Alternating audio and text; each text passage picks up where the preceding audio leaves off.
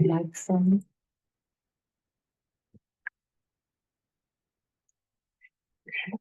Morning, everyone. Welcome to the Board of County Commissioners regular meeting, October 15th, 2024. We'll start out with the Pledge of Allegiance.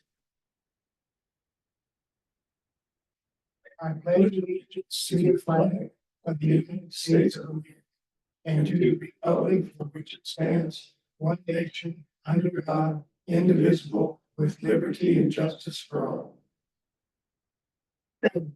Thank you. Are there any additions to the agenda? I have none. The agenda will be approved as stands. Constituent time, is there anybody in the room that would like to address the board at this time? Anybody on the computer? Okay. Next up, County Clerk Terry Stevenson. Good morning, Commissioners. I have the minutes for the October 1st BOCC regular meeting. Are there any additions, changes, or deletions? I looked through it, I had none. Look good. I also have the minutes for the October 3rd special meeting. Are there any additions, changes, or deletions? None again. Same here. My next item is actually a public hearing for the board's consideration of an application for a hotel and restaurant liquor license for Longhorn and Lace LLC located at 2453 Hessman Road. Do you officially need to open it up, Chairman? Yes, and we'll open up the public hearing. Any comments from people in the room or on the computer concerning the application for liquor license for this company and at this address? Okay. In your packet, you'll see that I did a preliminary findings and report.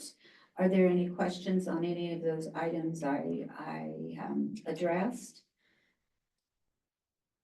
I have none.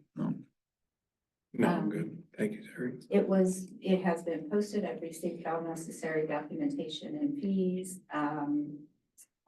Therefore, it's before the board today.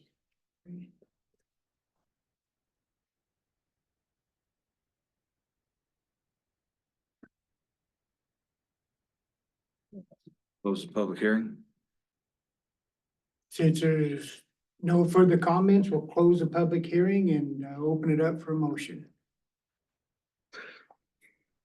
Wish the applicant was here. But, okay. I'll move that the board approve the application for a hotel restaurant liquor license for Longhorns and Lace LLC located at 2453 Tessman Road in Delta. Second. Motion and second on the floor. Any further discussion? If not, all those in favor say aye. Aye. Aye. Aye. Okay, thank you. Next on the agenda is Commissioner Business. First up is board's consideration of a proclamation for Bully Prevention Month from Peer Kindness Program Director Beth Meek. We actually have somebody else here. Okay, you have, okay, if you want to address the board, you can come up to the microphone and state your name and address for the record, please. Lindsay, is that microphone on? My name is Gregory Meadows, and I am the new Executive Director for Peer Kindness. And the address of the office is 207 South 4th Street, Montrose, Colorado, 8140001. And you track the bullying that's going on in the schools, and is Yes. it trending upwards or kind of staying steady? It's staying steady, but we've worked with over in the 23-24 school year, we've worked with 4,000 students at this time. And we're piloting a bully prevention curriculum. I see. Okay. And in that curriculum, Mr. Meadows, is that for the Montrose schools, for all the 50J school districts? It's for, we're working in Montrose, Delta, Olathe, and South, and Telluride. And it's K through 12. So we're teaching at all different grade levels. We hear a lot about cyberbullying via social media and other apps. What's your insights into that for Western Colorado and how it's affecting our kids? It's affecting kids regardless of geography. And so we do teach that as part of the curriculum about how to manage online bullying, how to reach out and ask for help from trusted adults in the community. Thank you. Very good. I hear about your work at the school, and I give kudos to you. So thank you very much. So Thank you. We have the proclamation here and it's been posted, and it'll be signed by all three commissioners as long as motion to approve, do you want to go ahead and read it? if you would like to. Okay. Proclamation for October 2024 is Bullying Prevention Month in recognition of the 2024 National Bullying Prevention Month. This proclamation recognizes bullying as a national and statewide problem and bully prevention as a national and statewide responsibility, and designates October 24 as Bullying Prevention Month in Delta County. Whereas bullying is unwanted, aggressive behavior among school-aged children that involves real or perceived power imbalance. The behavior is repeated or has the potential to be repeated over time. The children who are bullied, those who bully others, and those who witness the behaviors may have serious lasting problems. Whereas bullying occurs in neighborhoods, playgrounds, schools, community organizations, and online through technology. Whereas various researchers have concluded that bullying is the most common form of violence affecting millions of American children and adolescents annually. Whereas thousands of Colorado children and adolescents are affected by bullying annually. 1 in 5 students report being bullied. Whereas targets of bullying behaviors are at increased risk for depression, anxiety, sleep difficulties, lower academic achievement, and dropping out of school, and students who repeatedly experience bullying behaviors often fear such activities as riding the bus, going to school, interacting online, and attending community activities. Whereas children who engage in bullying behaviors are at greater risk of engaging in more serious violent behaviors. Whereas children who witness bullying behaviors often feel less safe, helpless to stop it, and intimidated. Whereas organizations such as Peer Kindness are dedicated to providing support to children and adolescents experiencing the bullying circle, and providing prevention education through partnerships with youth, schools, youth serving programs, and community leaders and organizations to reduce bullying and foster a peer kindness stance, positive, encouraging, empathetic, respectful, and kind. We urge all citizens to work toward the prevention of bullying and consider pledging to be part of the solution to end bullying in all its forms. Therefore, be it resolved that the Delta County Board of Commissioners proclaim October as Bullying Prevention Month in Delta County, Colorado, and urge all community members to engage in a variety of awareness and prevention activities designed to make our community safer for all children and adolescents. Thank you for reading that. I'll move the board support the proclamation for October 2024 as Bullying Prevention Month. I'll second. Motion and second on the floor. Any further discussion? If not, all those in favor say aye. Aye. Aye. Aye, so done. Thank Mr. you. Meadows, if you'd like to come up here, we get a picture with Yeah. you and the three of us.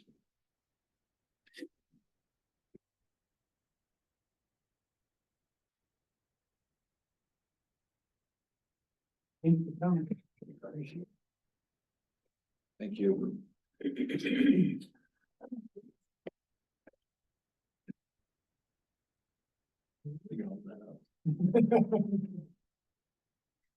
2, 3. Thank you. Thank you. All right. I think we'll need a copy. Yeah.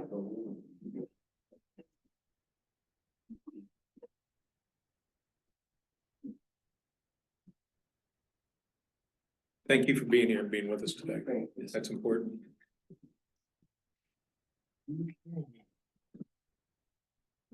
Next up, presentation of the 2025 proposed Delta County budget.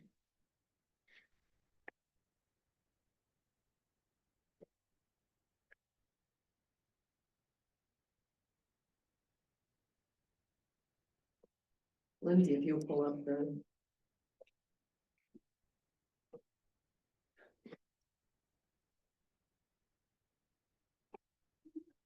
In the 2024 budget, you all had approved a software program that Finance Director Leona Anderson had requested to make the budget easier to calculate, easier for departments to input, and then easier for the public to read. What you have before you then is a result of that software program versus the previous Excel spreadsheets. This is absolutely the very first draft of what all the departments, all of Delta County partners, all of the nonprofits have put forward for their requests. No adjustments have been made from the requests. So you will have that opportunity to hear directly from the departments. You will hear from the nonprofits at previous meetings and additional meetings during the budget meetings, as well as the partners. This is a summary of the $45.46 million of revenue in fiscal year 2025, which represents a 0.4 decrease over the prior year. Budgeted expenditures are projected to increase by 3.1% or $1.82 million to $60.86 million in fiscal year 2025. Again, this is the summary. October 15th is the date that is. We put forward this proposed budget, not only on the record to you all, but for the public as well. If we start out revenue by fund, then you'll see that the general fund accounts for the majority of the revenue, 38.8%, road and bridge at 16.1%, social services at 11.9%. Our grant projects is almost at 10%, capital improvement fund 8.4%, landfill at 7%, with the other funds a lower amount. If you turn to the next page, then this is just a different chart representing the same. We do have the detail in the spreadsheet below that puts forward the actual numbers as well as the change. Again, just a reminder, this is where everyone has started with their requests. Any questions on the revenue? Okay, if you look at page 3, then the pie chart indicates the revenues by sources. This again is projected. We are projecting a flat rate with the sales tax again, a slight increase in the property tax only due to the assessed valuation going up. The actual mill will go down in the proposal. Again, with fees being similar to previous years. Any questions on revenues by sources? Okay, again, on the 4th page, just another chart as well as the actual numbers for the revenue by sources. Revenue then by department is outlined on page 5. Including then the revenue from the state for not only Medicaid transportation, our SNAP program, Medicaid, and again, American Rescue funds that will be expended completely by the end of 2024 per the guidance from IRS. Page 6 details the numbers. If we go to page 8, expenditures by fund, 2025 expenditures by fund, then road and bridge 18%, general fund 37%, landfill 16.1%. The significant increase there is for the South Valley expansion, which is needed to extend the life of the Adobe Buttes landfill. Again, social services 9.1%. And the other funds fall below 10%. Following page just outlines the numbers for each of the funds for expenditures. Expenditures by function. General government 34.9, solid waste 16.5, transportation 13.3, public safety 11.8, with the other ones falling below 10%. Again, the following page then details all of the numbers.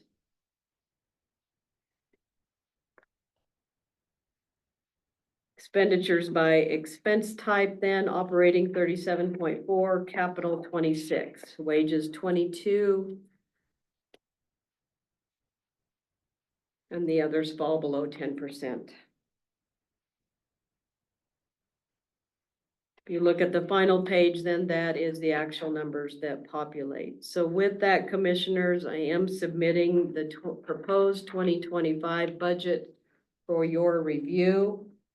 I would just remind all that this will be on the website, and that the proposed budget with additional detail will also be on the website.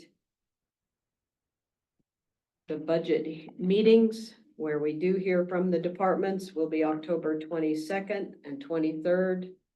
That will also be posted. All of the public is welcome to attend. Those meetings are open. Let me get the actual dates and times when we will adopt the budget. Pull that up.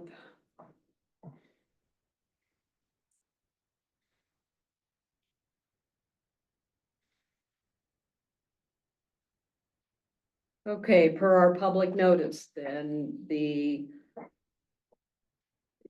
is presented today. The Board of County Commissioners will hold a public hearing at 8:30 a.m. on Thursday, November 26, 2024, in this Commissioner meeting room located at 560 Dodge for the final proposed budget of 2025, the proposed capital improvements in the 2025, the proposed use of the Highway User Tax Fund, and the proposed use for the Secure Rural Schools Act of Title III funds.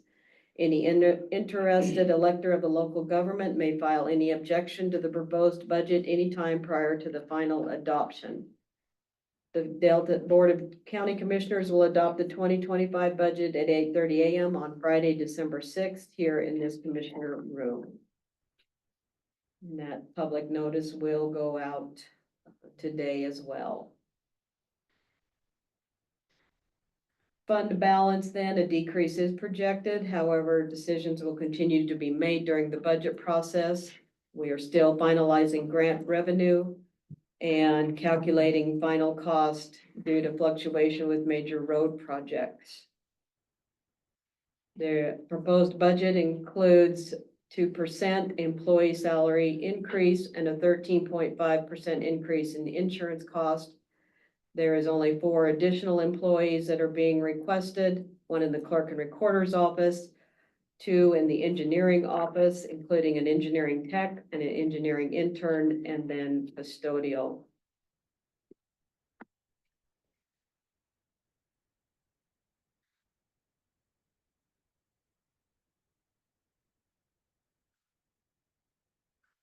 Budget considerations this year from all of the departments included the county capital projects, which you will see a significant increase in capital requests. The challenges remain the same with the economic uncertainty, the continual increase of unfunded mandates, and just the ever increasing cost of all supplies. With that, I'll be glad to answer any questions for the proposed budget of 2025. Any comments? I like the format. I think, give kudos to, Leona on this presentation. Thanks to all the, department heads, and thank you, Robbie, for all the time and effort it's taken to get this thing. I know it takes a lot of work, but, I think the public will be able to see this and read it easier, and I think it's a good step forward. I just remind everyone that, you know, these are not final numbers by any means. And we'll be working through these line by line, so. We got a lot of work in front of us. And thank you, Robbie.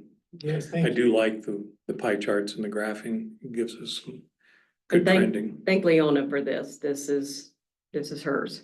So, And thanks to the department heads for getting the information in on a timely manner also, so Leon could put this together, and it was, looks like it's a good computer program that, automatically updates each section, and then each department head can only see their section of their budget also. But yeah, we have some big decisions and, to make here in the near future. So thank you, Robbie. Next up, board's consideration regarding a supplemental budget resolution.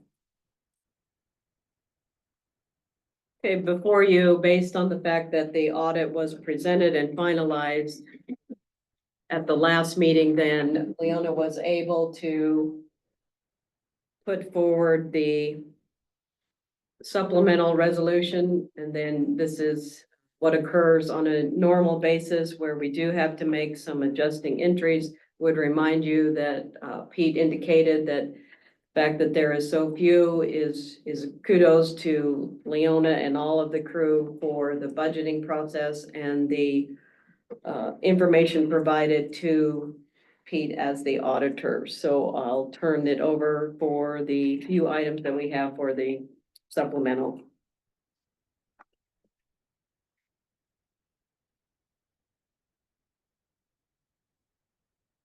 Just a summary then, 2023 budget and appropriation for energy development be increased from 1,600 to 5,800 for unexpected training expenses in the amount of $4,200. 2023 budget then for economic development be increased from 174,157 to 258,499 for additional economic development projects totaling 84,342. 2023 budget and appropriation for the Employee Benefit Trust Fund be increased from 10,500 to 21,046 for additional employee benefit training. 2023 budget and appropriation for the Self-Insurance Fund be increased from 1,000 to 102,452 for Delta County Casualty and Employment Fund expenses that were unexpected. 2023 budget and appropriation for the Open Space Fund be increased from 0 to 160 for membership to Ditch Company for 160. And that the 2023 budget and appropriation for booking fees be increased from 5,000 to 6,253 for inmate needs. And that the 2023 budget for landfill enterprise fund be increased from 1,733,480 to 2,428,279 for landfill expansion. And that the capital improvement fund be increased from 4,286,050 to 5,081,175 for the remodel of library on 6th Street. Any questions on the supplemental? I have none there, Robbie. It's very well put together.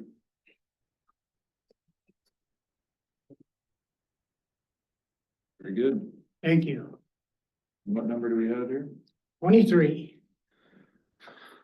I'll move that the board adopt Resolution 2024-R-23, a supplemental budget resolution of the Delta County Board of Commissioners for the County of Delta, State of Colorado. Second. Motion and second on the floor. Any further discussion?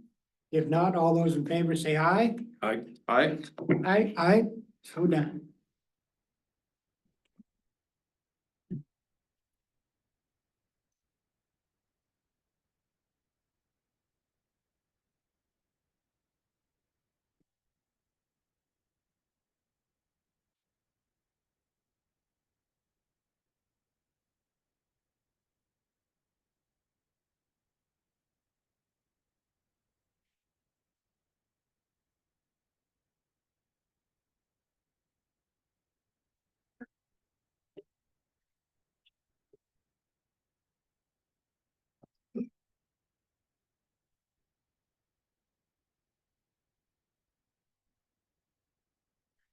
Okay, next up, we have board's consideration of donating 750 tons of gravel to the Delta Health Hospital.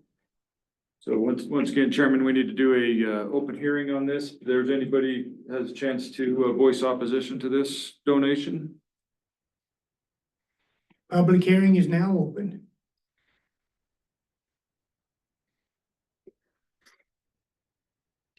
Any comments on potential for the Delta County to donate gravel to the Delta Health Hospital for a parking lot expansion? Anything online, Lindsay? Okay. Of course, public hearing. Okay, public hearing is now closed. Any discussion about this? It'll be, the last information that I have is a total of 750 tons. That's 375 tons of 3/4 inch and 375 tons of 1.5 inch. This is for south parking lot. It's for a south parking lot expansion. Hospital originally approached me because I'm on the Health Foundation Board. I gave it to Mike because this is his district. I think we could do either or. I'm not sure we should do both.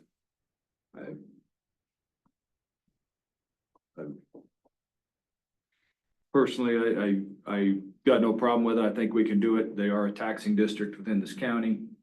The state statutes actually encourage taxing districts to work together, government agencies to work together. And if there's any chance of it lowering somebody's hospital bill in this county, I think it's worth taking the chance at it. So I'll move that the board donate 750 tons of gravel to Delta Health, 375 of Class 6, 375 of 1.5 inch. I'll second. Motion and second on the floor. Any further discussion? If not, all those in favor say aye. Aye. Aye, so done. Thank you. Okay. Do we have everybody here from, Looks like it. Get it. give it a couple more minutes? Yeah, we can let Tim go and then maybe. Next up, a report from Delta County Engineering, specifically on G50 and G Road. Tim McCracken, it's all yours. Good morning, Tim. Good morning, board. I was out on G50 and G Road last Thursday to inspect the condition. I found some deficiencies. I'll just go through the summary because there's a lot that I wrote in my little report. I'll start with G and G50 roads are classified as minor arterial roads. 1250 is classified as a local road. Site, like I said, site visit was done last Thursday. Minor arterials require 100-foot right of way with 12-foot lanes, 24-foot wide pavement. Accesses should be 325 feet between from access to access. The ADT, average daily traffic range, is 2,000 to 12,000 for a minor arterial. Speed limits in the road standards for arterials are 60 to 50 range, depending on if it's a level, if it's flat or mountainous. The current speed on G and G50 is 50. So just to summarize, because unless you want me to go in detail, I can just summarize. It's fine. You can summarize. Summarize, okay. The right of way is lacking. It varies from 30 to 60, so it doesn't meet the minor arterial standards. The lane width, the painted from white line to center line averages about 11 feet. The pavement actually is 12 feet in most spots. There are a few spots that I didn't look. I think I looked at about 15 different spots. There is a spot just west of the boat ramp that was only, the full width of pavement was only 22 feet. And the, I don't know if I mentioned that arterials need 6-foot shoulders. Neither one of those roads have 6-foot shoulders. There is some concerns about the minor bridge there on G50, almost the one right by the highway. The inside dimensions are only 23.5 feet, which is just a half foot shy, but it narrows. One of the other main issues is the number of accesses along G and G50 road. The majority of them don't meet standard. And also the pavement conditions on G and G50.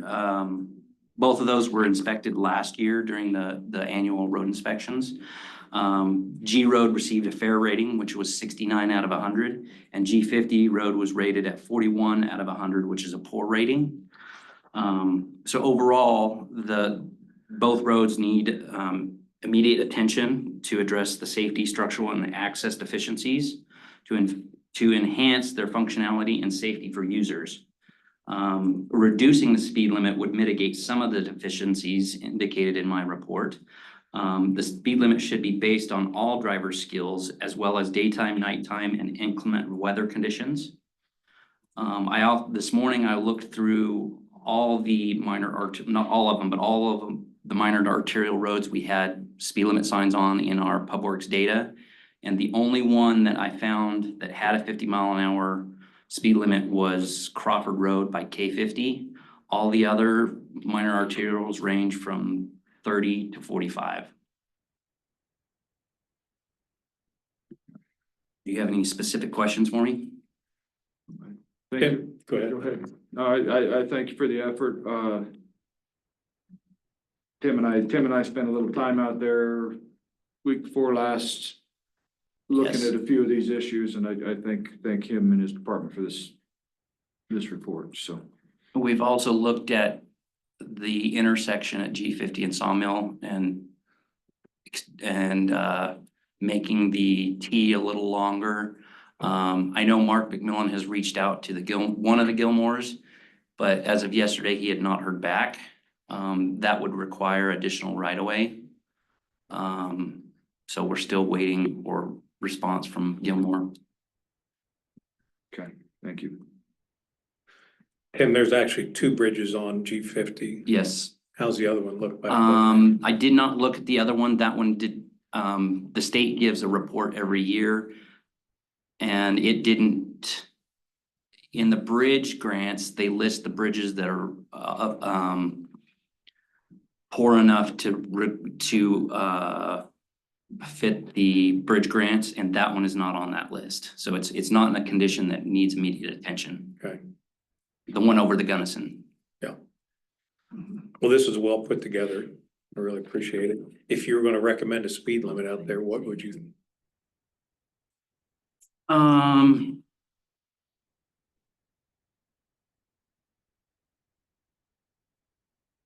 All of the other ones except for Crawford Road are 45 or less. I think 40 would probably be appropriate. The corner by Dubbs's property, the fence is only 5 foot from the pavement. So that doesn't even give you enough room for a 6-foot shoulder. So there are some other, the ditch on the northwest bound of G Road coming after the intersection. Cummings Ditch is 20 some feet from the center line, which is awful close as well. So 40, 35, somewhere in that range. And that would be consistent with most of the other minor arterials in Delta County. Under Sheriff Archibald, I'd like to pick on you for a minute. Yeah. What would you do out there? Like, remind you, it's unbelievable. It's good help for you. Well done, sir. What would you do out there? The G50 and G Road's been an issue for a long time for us. Yeah, most of our crashes are at Highway 50 and G50. That is correct. That's the worst intersection. We have had some crashes at that minor bridge on G50 right off the highway. I think that's just due to lack of attention, not so much the roadway or the bridge. As far as the speed goes, after our work session, I did drive that. I personally feel like 50 miles an hour is too fast. I was not privy to the speed survey that I believe one of our deputies conducted. I don't know what he came up with on that. But 40, 45 miles an hour, probably closer to 40. I would have to agree with engineering that that's probably a better speed. Because of the width of the road, because of the conditions of the road, and because of the curves, I would feel like that's appropriate. Thank you. And we did receive that report from your officer, so thank you very much for that, and I believe that is pretty well concurred with that, so. And it was submitted in a timely manner, so I think like 2 days after we talked about it, so thank you very much. Yes, you know, our goal on that road is to make it safer and to slow people down, and you can reduce the speed limit. And hopefully that will encourage some people to stay on the 4-lane highway. It's a nice drive going through there to see the cranes and see the countryside. But at the same time, it have to be a reasonable speed, a safe speed. And lowering the speed limit is one aspect that would possibly help the amount of traffic that is on there. And plus redoing the intersection at G Road and the Sawmill Mesa Road in there too, and putting some stop signs in rather than a roundabout would probably achieve some of that goal that we have of reducing the traffic and reducing the speed on that area. And thank you very much for this report, Tim. It's very good. And Under Sheriff Quinn, thank you for your comments. Appreciate that. Next steps. I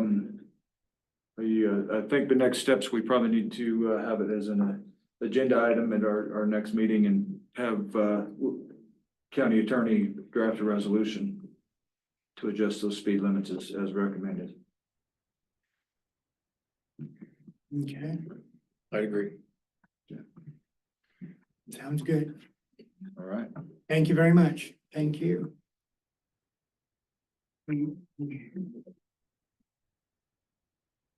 Should we? Probably do the service awards now. I think we got people out in the hallway waiting. Okay. Yeah, now is a fun time for the county to recognize all the employees that have been here for a lot of years and give them some kudos for doing so and for hanging in there and doing a good job. We got several of them in here. And there's Mr. Lewis. Yeah.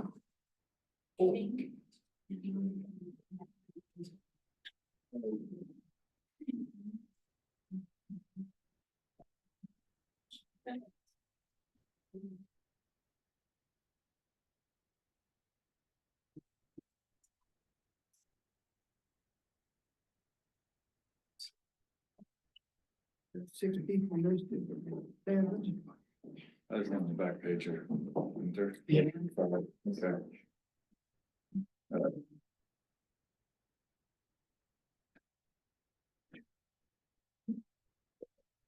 Okay. Thank you very much. Appreciate everybody coming here. I've been trying to contact you about your car warranty, but since I've got. Thank you very much for showing up. We have 3 people that have been here for 10 years. Tessa Borkland, Bart Pierce, and Susan Sheets. You 3 would like to come up? Susan's in training Okay. with Lee. We're not giving her a check. 10 years. And we have one here, Tyler Becker for 10 years. Okay, okay. Good, so. Thank you very much. Appreciate it. Sir, Thank you. thank you. Thank you. Thanks for coming down and working on the jail. But you guys might as well hang tight. We'll call up the rest of them. Big picture. Okay, you're not getting away easy. I guess not. 20 years, Albert Martinez. Go on, Pete. You must started work when you were 16. So. Thanks, Mike. Appreciate it. I can hear them too. Yeah, Good. 25 years, Martin Pierce. We'll wait. 25 years, Mark McMillan.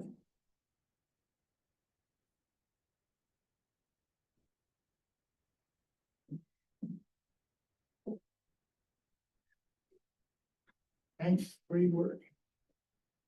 You guys gotta get back over. Yeah, we're gonna come over, take a picture. You Good night. Oh, now you have a picture? Yeah, now we get a picture.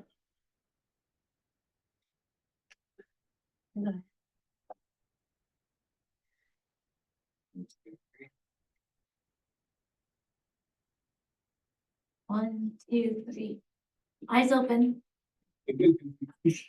Thanks again. Just want to thank you guys for years of service. You hear, 25 years, hell, even 10 years is a long time in this day and age. So we appreciate you guys and we appreciate your diligence to the citizens of this county. So thank you very much. Appreciate it. And the depth and the breadth of the knowledge these folks have. Yes. It's been fun. Really good ride. Thank you guys very much. Thank you.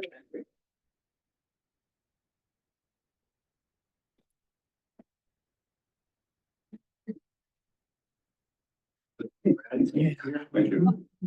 We have one more person we'd like to recognize, Mr. Brad Lewis in his retirement. Brad, Brad, come on up.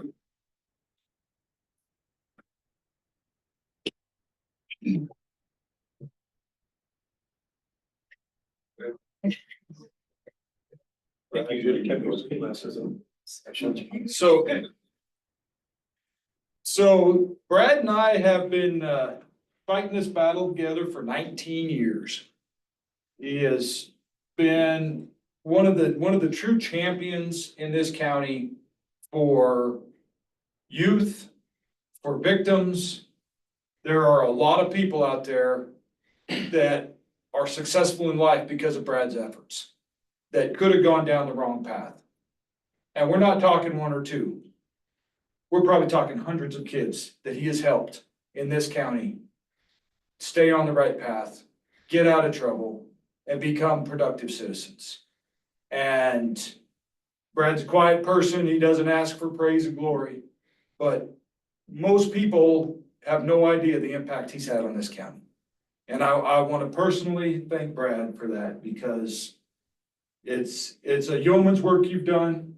You've led from behind. You've been behind the scenes the whole time, but you have accomplished tremendous things. So thank you, Brad. Thank you very much.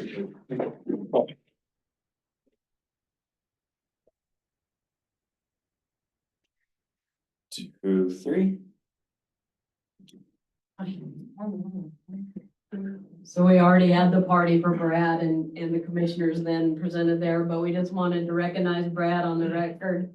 Not only for building a tremendous program, but just, just the enormous impact he's had. And I know we all know it in this room, but Brad, just thank you so much. And good luck in your retirement and what else you gonna do.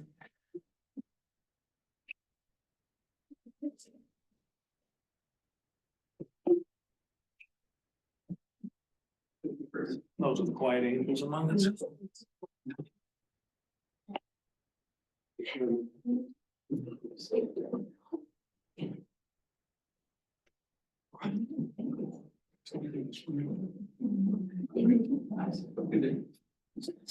Thanks, Ben.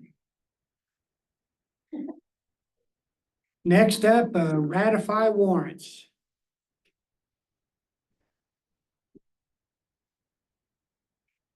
Get the computer woke back up. Yeah. I'll move the board ratify warrants from the various funds. Expenditures paid by warrant numbers 152320 through 152516 and ACH transactions 839 through 871 from October 1st, 2024 through October 30th, 2024, totaling $1,495,165.96 in accounts payable and $1,764,053.33 in monthly county human services and health department September 2024 payroll for items budgeted approved per Delta County policy. Second. Motion and second on the floor. Any further discussion? If not, all those in favor say aye. Aye. Aye. Aye, so done. Thank you. Next up is Delta Board, the board's consideration and appointment of Delta County Fair Board members. Interested parties are Gail Ware, Dr. Jen Gregg, Chad Mitchell, Kelsey Ward and Amber Crispy. Okay, per the resolution in 2022, Delta County Board of Commissioners reduced the size of the Fair Board from 18 down to 6. At that time, then you indicated and directed that 2 members be up for reappointment on an annual basis. This year, for a term ending in 10/31 of 24, is Dr. Jen Craig and Kelsey Ward. Both submitted letters of reappointment. Notice was also made to the public for their interest in becoming Fair Board members. Letters received were from Gail Ware, Chad Mitchell, and Amber Christie. At the October meeting, then the Fair Board, per their normal bylaws, put forth their recommendations based on information received from the public as well as Fair Board members.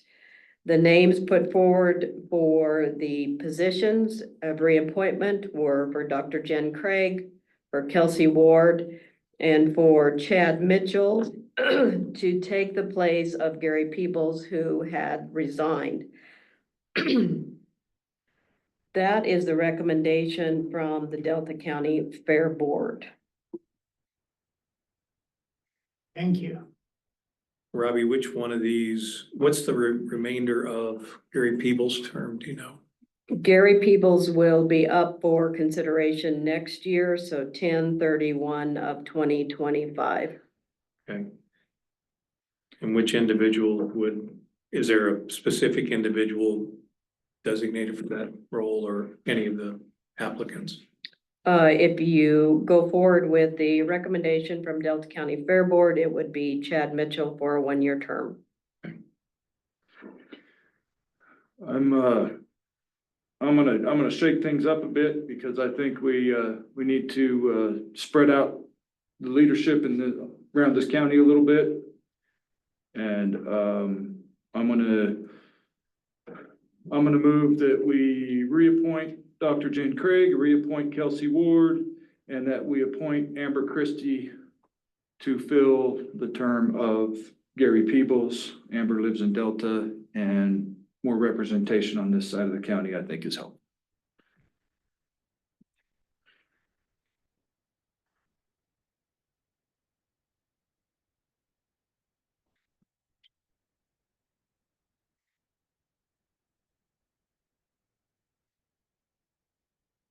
I'll second that. Motion and second on the floor. Any further discussion? If not, all those in favor say aye. Aye. Aye. Aye, so done. Thank you.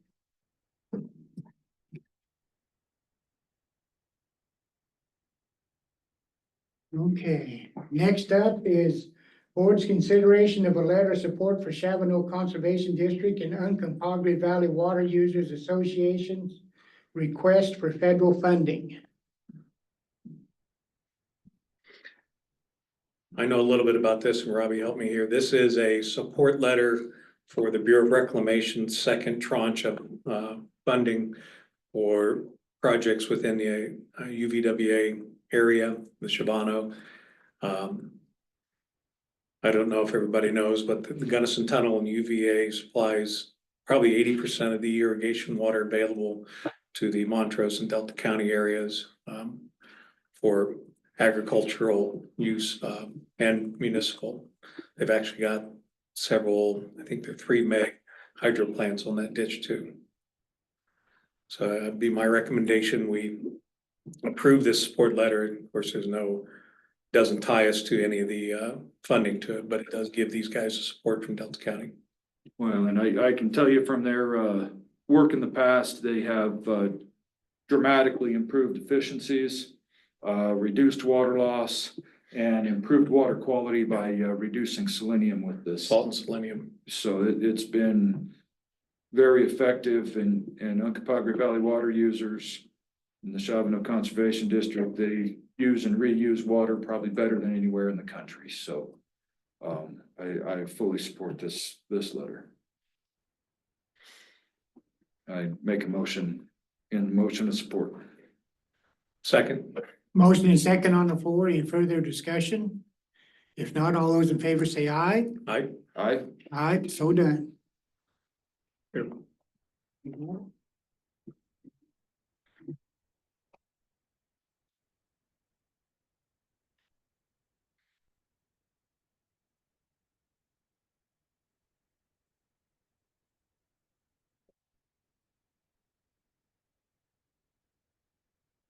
actually toured the Gunnison Tunnel earlier this year.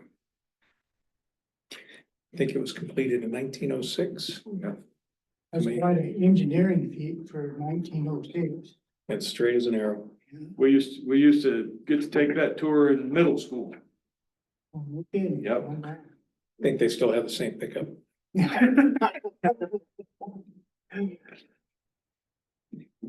Okay, next up, Lindsay, and with our BOCC calendar.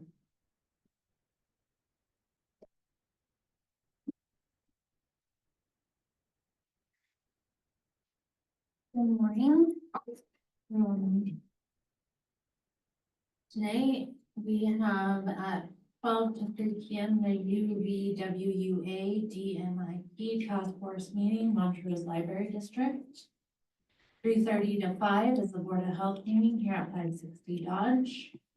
Thursday, October 17th, all days of all municipal quarterly meeting. That's at the Delta Community Safety Center. Monday, October 21st. Back up a little on that one. On the 17th, what are the hours for the municipal quarterly?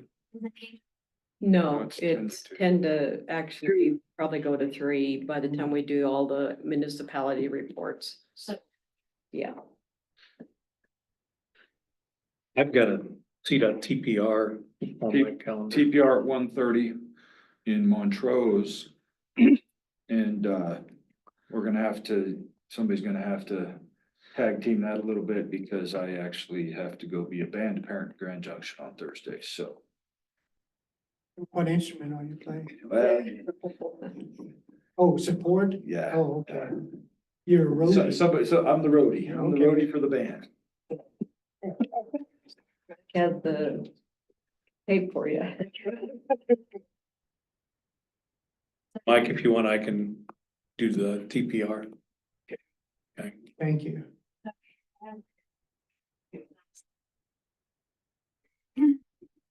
Monday, October 21st, this is an exciting day, 4 to 6. We have our Fairgrounds Playground grand opening. That is open to all of Delta County. Kiddos, parents, that's at the fairgrounds and Hotchkiss. We will have refreshments and cake. So please join us for that. It's a free event again in Hotchkiss on Monday, the 21st from 4 to 6. Wednesday, October 23rd, you have an AGNC Rifle Board meeting in Norfolk County Admin Building. Thursday, October 24th, 11 a.m. to 1 p.m., a Tri-County lunch here at 560 Dodge Street. 22nd, 23rd, we have budget meetings. It wasn't on your calendars. Should be. It should be. I invited everybody. Yeah, it's I on mine. went through your calendars. Okay. Well, you need to get it on there. 8:30, 22nd, and 8:30, the 23rd. Yeah, thank you, Lindsay. Yeah.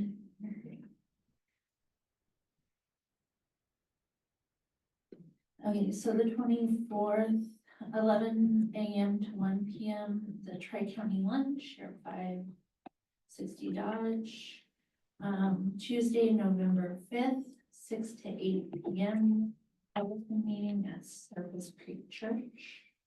Wednesday, November 6th, 8:30 a.m. to 12 p.m., Board of Commissioners regular scheduled meeting here at 560 Dodge. Thursday, November 28th, we are closed that day for Veterans Day. Tuesday, November 19th. November 11th is Veterans Day. I'm sorry, Yeah, I must have that wrong.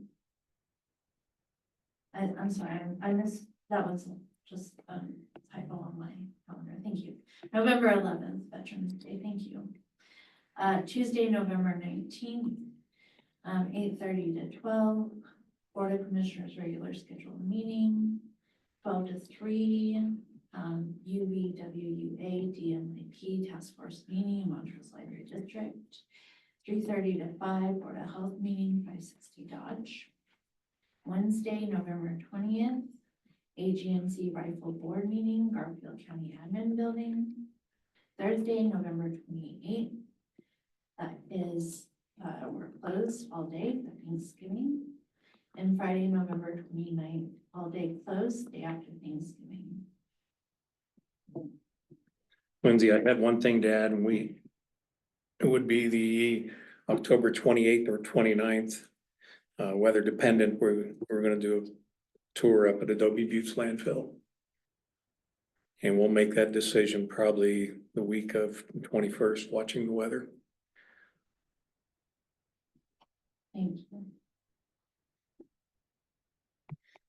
And that would be from, say, 9 to 11. That's still open on your calendars? Yep. Commissioners, thank you. I'll probably just put a hold on your calendar and website for those days. Okay. I'd like for us to take a good look at that BOMAG. Yep, absolutely.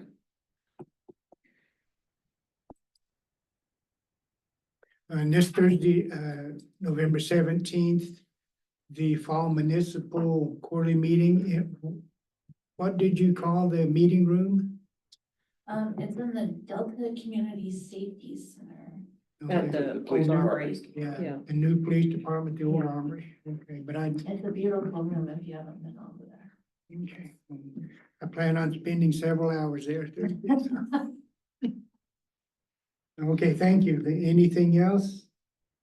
No, I will update this. Thank you. Okay.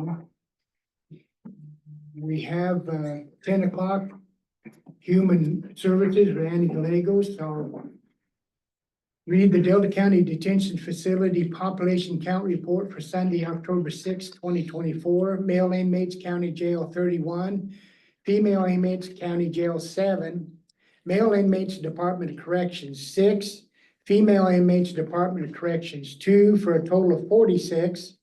Average daily inmate population for the week of 9/30/24 through 10/6/24 was 53. And nothing further, we'll go ahead and stand in recess until 10 o'clock.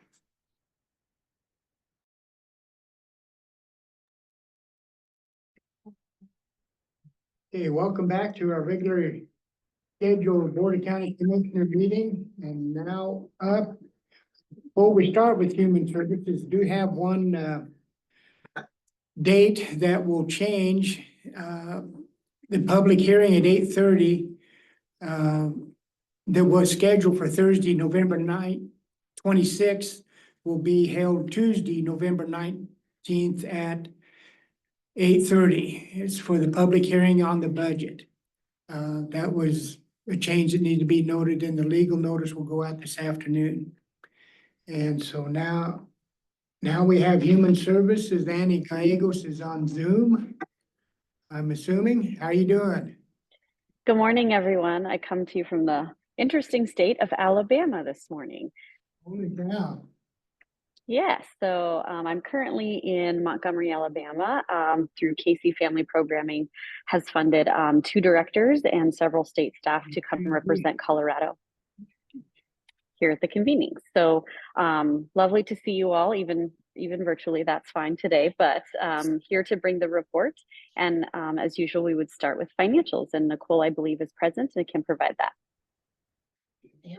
Okay. First, we have the payable. They're a little bit higher because we do have a $50,000 grant that we paid out, the security grant. And the 25,000 in pass-through for the PSSF program. Are there any questions on payables? No, looks good. I had none. Thank you, Nicole.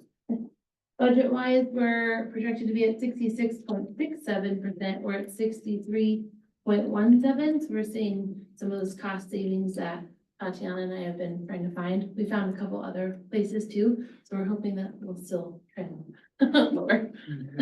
Are there any questions on where we are in terms of expenditures and revenue? I have none. I like the way this is put together. We can, that's my predecessor and her predecessor.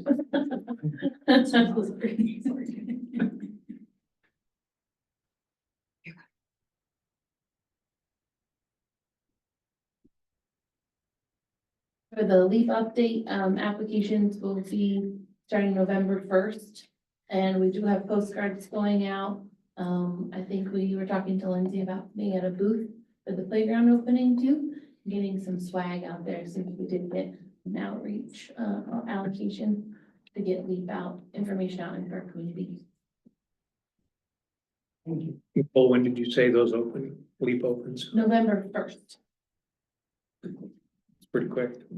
So they'll be at the playground opening, handing out that, and then I wanna touch base with the health department and see if they can do some swab or whatever they have going on as well.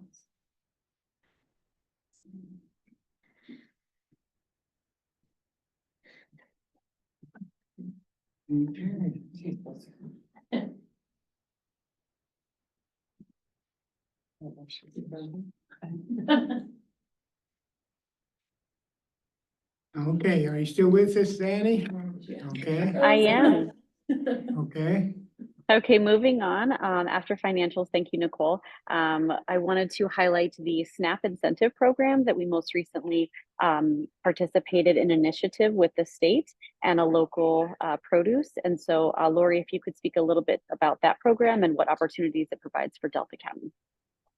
Sure, it's a new program that the state has started, and what it does is if you buy purchased fruits and vegetables from any participating vendor, which right now in Delta County, we only have one in Hotchkiss.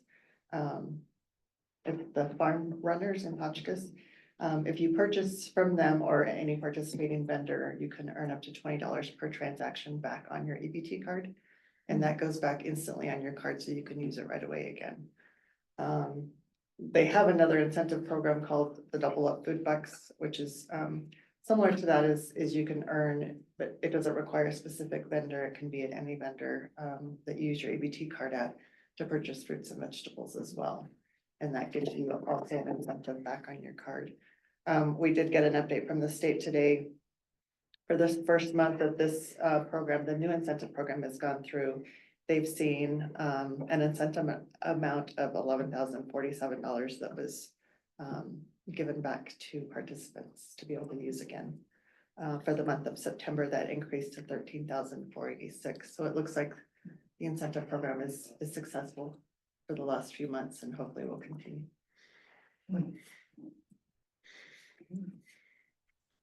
Thank you, Lori. I think right now we have one vendor participating, but we're hoping to grow that as well with opportunities within the county and support that.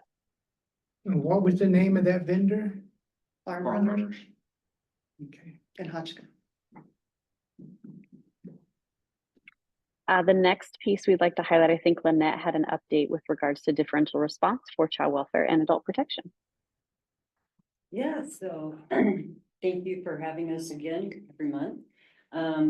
Child welfare, we're doing well overall. Like the differential response, the state came out to observe us in red teams, group supervision, screening, and some other practice areas, and had nothing but positive remarks. Appreciated how child welfare spoke respectfully about families, even when they weren't in the room. And the actual problem solving of how do we help these families stay further out of the system. And so we passed that differential response kickoff visit. And now we're just waiting for the state to turn on the switch so we can actually assign family assessment response assessments and be fully implemented in differential response. Caseworkers are excited. We've had another couple of trainings provided by the state for our caseworkers, and they are ready to go. Any questions about differential response? I have none. Okay. I've also been able to go out into the community and talk to different organizations about what to see from us differently and expect from us. And the community at large so far has been very supportive and excited for some of the changes. We are also, as of September first, the legislation kicked in, and so now we are about to pay our non-certified kinship providers for kids that are in the department's custody, 30% of the foster. I have not heard of any major glitches. Nicole, correct me if I'm wrong, because she's the one that does all the real work. The first payment went out last week, Last so no complaints so far. It was pretty easy, the paperwork was easy and was easy to streamline. Nice smooth transition, and because of that extra payment now, we'll also be able to reduce some of our county-only expenditures for clothing for some of these children over the long haul, and so that might balance out a little bit, but we're excited for these families to get the resources that they've always needed to be able to care for extra children in their homes. We are really watching our budget and our expenditures. We are overspent so far this year. I believe that a large part of that is due to having 12 kids in QRTP or higher level of care. We are watching that very closely. Had a great budget discussion with all of the staff so that they were aware of where we were and what we needed to be careful about, and got great buy-in from all of them. So we're being mindful. Adult protection, we're doing interviews later this week for lead worker. Have had one application for another adult protection caseworker and haven't heard back from them yet, but very well qualified and looking forward to being able to meet and interview that person as well. Workloads have not been extremely high this month. And they're doing good, and I've been doing nothing but closing assessments in adult protection over the last week and a half. So it's a good thing because they're getting caught up before the heavier season when it gets cold outside really hits in. And I believe that's it. Lynette, on this differential response, tell me more about that. I don't understand what's differential. Okay, so traditionally, we assign an assessment and we have to make a finding. Bounded, minor, at whatever level, minor, moderate, or severe. With differential response, we can assign what's called a family assessment response. That is an institutionalized manner of family engagement. It allows us to call the family first, to meet with everybody together, if that's appropriate. We can still meet with kids privately if we need to, but we do not have to make a finding. So for example, if you have a parent that left their 14-year-old daughter for mouthing off, which I've done, if it left a bruise, it would meet criteria to assign, and we would make a founded finding on that. Well, if they're a nurse, then their license to work is put in jeopardy for a one-time minor incident. With differential response, that threat is gone for the families. And what I have seen in my previous practice and across the state is that those families are more willing to engage in problem solving and figure out solutions to how not to let it happen again, or how to move forward with more safety in the families. And then we don't get re-referrals. I did a data dive over 6 months of practice prior to this coming out, and we're getting a new referral on average 23 days after the one that we screen. I will be doing that again after we've implemented differential response for another 6-month period to see, because that's the number that'll tell us we're making progress. When the community and mandatory reporters are not calling in again and again and again, because the families have actually made the behavioral change.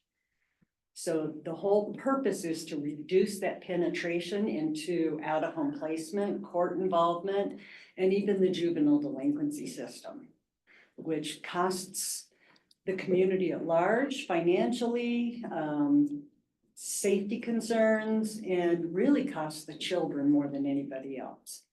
And so the goal of this program is to really focus on family engagement, being respectful, and letting the families come up with their ideas and their solutions to solve the problems with our guidance and with our bottom lines. If there's a safety concern, we have a bottom line. So it's an early intercept program. Yes. Okay. Absolutely. I'm glad that's in place. Me too. Well, thank you. You're welcome. Thank you, Lynette.